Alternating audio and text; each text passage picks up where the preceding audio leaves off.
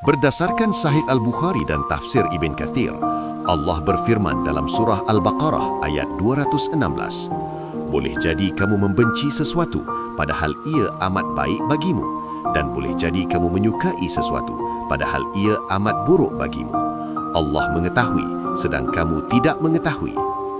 Rasulullah sallallahu alaihi wasallam bersabda dalam Sahih Muslim, "Sungguh menarik urusan orang beriman. Semua urusannya baik.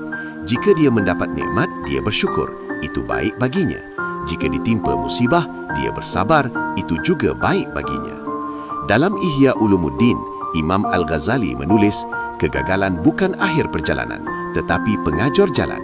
Bukan penghalang, tetapi petunjuk arah baru." Terdapat kisah menakjubkan dalam sirah Ibn Hisham tentang Perang Uhud. Tentera Muslim mengalami kekalahan, banyak syuhada gugur. Namun Rasulullah sallallahu alaihi wasallam bersabda, "Kegagalan hari ini akan membawa kemenangan esok."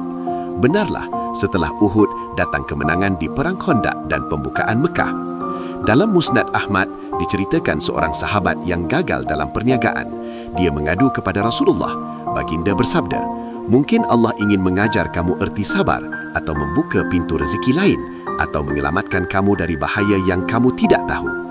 Yang menarik, Nabi Yunus di dalam perut ikan, kegagalan dakwah, akhirnya membawa keampunan untuk kaumnya. Nabi Ayub dalam penyakit, kegagalan kesihatan, menjadi contoh kesabaran abadi.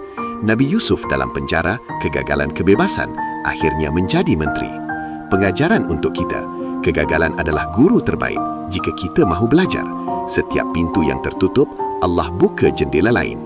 Subscribe sekarang juga untuk motivasi menghadapi ujian kehidupan.